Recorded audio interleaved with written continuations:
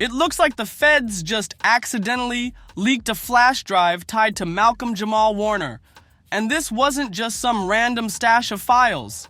This drive reportedly held the names of politicians, media bosses, and Hollywood elites that powerful people have been desperate to keep hidden for years. But here's the part that makes no sense. Warner wasn't even the one with enemies in those high places. Yet he's the one who got silenced. While the people with everything to lose stayed untouched in the shadows, that alone makes his death look less like a tragedy and way more like a straight-up cover-up. But like, if I die tomorrow, I know I would go with a smile on my face. You know, I know I haven't wronged anybody. When the news first broke, headlines everywhere screamed that Warner drowned while swimming with his 8-year-old daughter. Some outlets even claimed surfers spotted both of them struggling in the water before dragging them back to shore. But just hours later, the story changed. Suddenly, officials said it wasn't his daughter at all. It was a male friend who went swimming with him, while the little girl was only playing on the sand. Then, out of nowhere, another update drops. Now Warner supposedly went for a solo swim before sunrise with nobody else around, and that's when he disappeared. So which version is real? With each new correction, it felt like they were rewriting the script in real time, patching holes that kept popping open. And when stories flip this many times, it usually means someone high up is working overtime to control the narrative. But here's what really made people pause. While the media scrambled to clean up the timeline, quiet reports revealed that Warner's wife wasn't even in Costa Rica when it happened. Let that sink in. Insiders later claimed that Warner's family released their own version of events, saying he went for a solo sunrise swim near their resort, never came back, and was later found unresponsive near a rocky shoreline. Now let's be real, 3 totally different versions of the same story in under 24 hours. That's not just sloppy journalism. That screams somebody actively rewriting the truth. If Warner really was holding explosive info on that flash drive, then twisting the timeline of his death could have been the very first step in burying the evidence. But here's where it gets flat out chilling. The only reason we even know half of what happened at Playa Grande that morning is because of one doctor, a vacationer who just happened to be in the right place at the right time, and the way he described it, it didn't sound like a regular drowning at all. And keeping your sanity, it's not easy, man. And when you try to explain it to people, you know,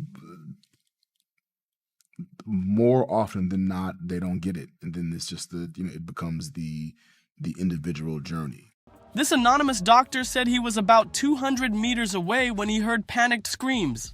He grabbed his surfboard, sprinted into the waves, and fought his way through rough water until he spotted what he called a shadow beneath the surface.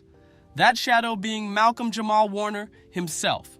But here's the part nobody can ignore.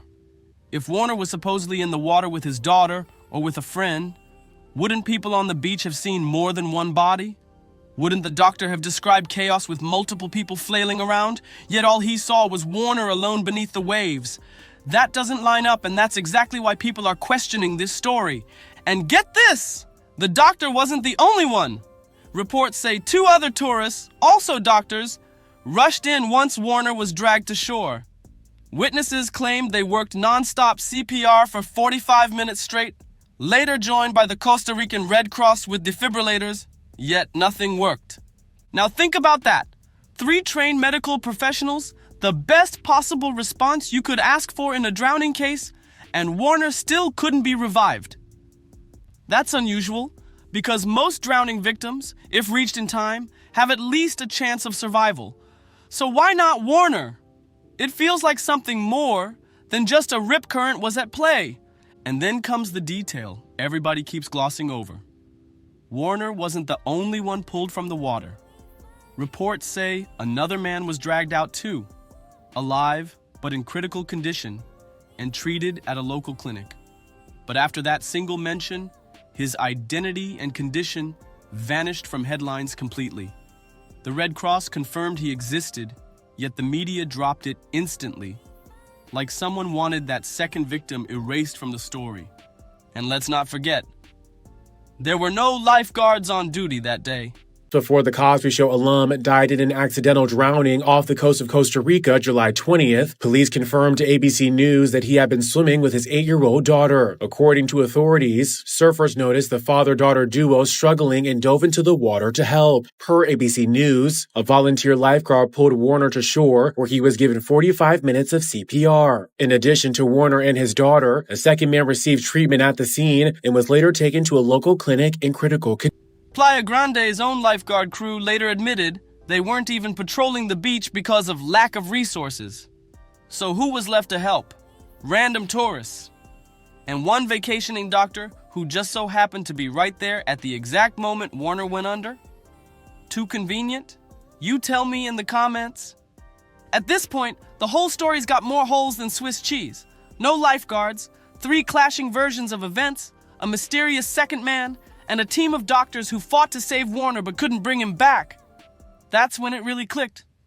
If even the rescue story doesn't add up, maybe this wasn't just a tragic accident. Maybe Malcolm didn't simply drown. Maybe somebody made sure he never walked off that beach alive. And when you tie this back to those whispers about the flash drive he supposedly had, the picture starts to shift. It feels less like a drowning and more like a cover. So the real question becomes, who wanted him silenced, and what were they trying so hard to bury? Here's the thing. Malcolm was actually excited for that trip. You could literally feel it in his vibe. There's even a clip floating around of him on the plane when he landed in Costa Rica. Big grin on his face, cracking jokes, ready to hit the water. That's not the energy of someone stressed or spiraling. That's a man buzzing with life, ready for good times. You can't fake that kind of energy. That's for ready to turn it line switch.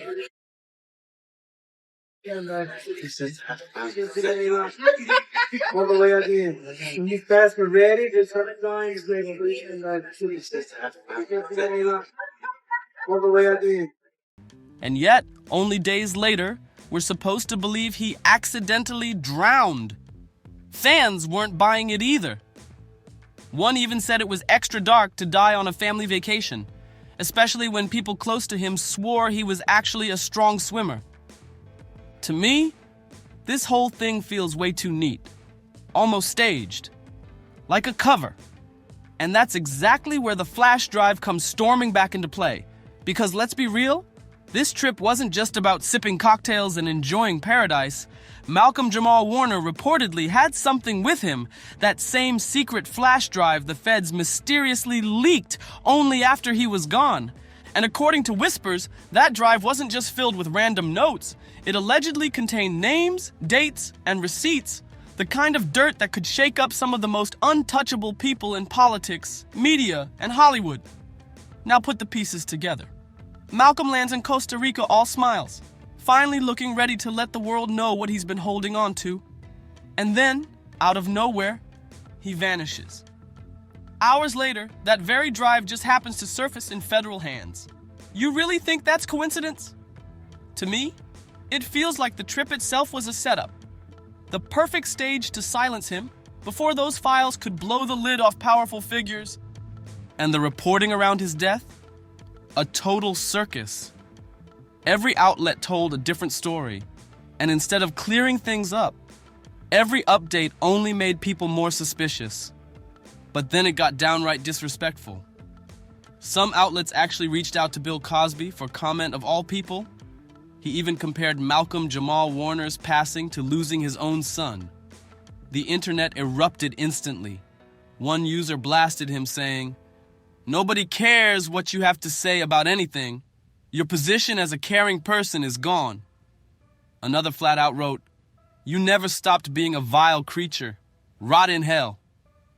And that's when things got even darker. Once Cosby's name got dragged into the conversation, people started connecting dots. His decades of allegations, his prison sentence, Hollywood silence, and suddenly, Malcolm's suspicious death wasn't just about a drowning anymore. It became about what he might have known. That rumored flash drive started looking way less like some wild theory and way more like the missing piece of a bigger puzzle. Online chatter exploded, with speculation that Warner might have held evidence connected to exploitation scandals in Hollywood. Evidence that insiders allegedly didn't want exposed. One person even said, he knew too much about what really happens to young stars, and that's why this happened. And if that's true, it would explain everything. The shifting media stories, the scramble to control the narrative, and why only certain pieces of the flash drive were leaked after Warner's death. Because if the full contents ever saw daylight, some of the most powerful names out there could have been finished for good. Warner wasn't the only former Cosby Show child star who turned up dead that same week. Another name, Louis Rowe, was reported dead on July 14th, just days before Warner's passing. 2 child actors gone in 1 week? Coincidence? A lot of folks online are saying absolutely not. Instead of just grieving Malcolm Jamal Warner in peace, his death spiraled into a full-blown media storm, with conspiracy threads spreading everywhere. And here's the part that makes this even wilder. Months before all this chaos, Warner himself was already reflecting on his legacy. He openly talked about wanting to be remembered for more than Theo Huxtable. His exact words were, "I'd say my proudest achievement is being able to have a post-Cosby life and post-Cosby career and still have my head on as straight as possible." That's deep. So now people are asking, was that legacy hidden on the flash drive? Is that why certain elites may have wanted to keep it buried while he was alive? Because here's the truth. Warner wasn't just some actor clinging to old fame. In the months leading up to his death, he was focused on his life, his marriage, his family, and the path he'd carved outside of the Cosby Show. And what really stands out is how often he talked about integrity. He made it clear he wanted to leave this world remembered as a good man. That doesn't sound like someone ready to check out on vacation. It sounds like someone who believed he was sitting on something bigger than himself. And that's exactly where the whispers come in. The streets say Warner had been gathering files connected to Hollywood's darkest secrets, especially the abuse and exploitation of young actors.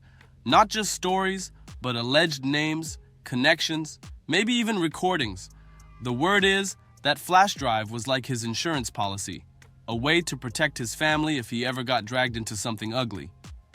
Which is why his talk about legacy now feels less like nostalgia and more like a warning.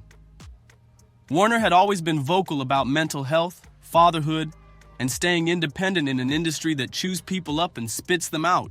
He didn't chase clout, didn't play PR games, he moved with integrity. And that's exactly why it's so believable that he might have been the type of man to collect receipts. And exactly why those receipts would have been dangerous if they ever saw daylight. If Warner was really holding a flash drive that could expose elite figures, then it makes sense why the story around his death feels so scrambled. The shifting reports, the second victim who mysteriously vanished from headlines, even federal agents inserting themselves into a drowning thousands of miles away, all of it starts to look less like random chaos and more like a cleanup job. And here's the truth. Not everybody bought the story that Malcolm just drowned. The moment news broke, people were already calling it suspicious. One person online said, "Sounded fishy from the start. Hope it gets investigated." Even some of his former co-stars weren't convinced. Remember Eddie? Yeah, the one who played Warner's best friend on screen. And in real life, they were close. Eddie's always been deep into conspiracies. And when he first heard the news, he shared a heartfelt tribute. But later, he switched it up and dropped something that had everybody's attention. Speaking directly to his audience, he flat out said the drowning story was way too suspicious to be called accidental. His exact words, "I don't believe that man drowned. I don't." Now here's where people started connecting dots. Some think Eddie wasn't just questioning the accident. They believe he was hinting at something bigger, that Warner's death might have been tied to what he was about to reveal, that same rumored flash drive the feds supposedly leaked, because if Warner really had files that could bring down elite names, then his sudden death being brushed off as a drowning starts to feel a little too convenient. Let's be real. People don't just vanish like that. unless something deeper is in play. And when you peel back all the layers of Malcolm Jamal Warner's so-called accident, one chilling question keeps popping up. Who actually gained from Malcolm being gone? Think about it. Warner wasn't just some random actor. He was connected to circles where billion-dollar deals were happening. Circles built on silence, where one wrong secret slipping out could shatter entire legacies overnight. And what really shook people wasn't just that Warner supposedly had a flash drive, it was the kind of leverage that drive represented. So if Malcolm Jamal Warner was really preparing to come forward, or if he even dropped a hint to the wrong person that he was holding evidence, then his death suddenly stops looking like a tragic accident and starts looking exactly like a cleanup job. And here's the part that gives people chills. Right after his passing, insiders said certain people in the industry got real quiet. Projects tied to Warner's name just vanished. Folks who once called him family suddenly acted like he never even existed. That kind of silence, that's not grief, that's fear. So again, who actually benefited from this? The elites who kept their names out of headlines, the powerful figures who didn't have to watch their secrets explode in public, and maybe even the same people the feds are now trying to corner, using Warner's lost flash drive as leverage. But here's the haunting question no one can answer.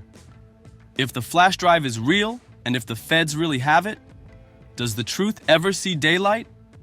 Or does it just become another weapon passed around in the shadows?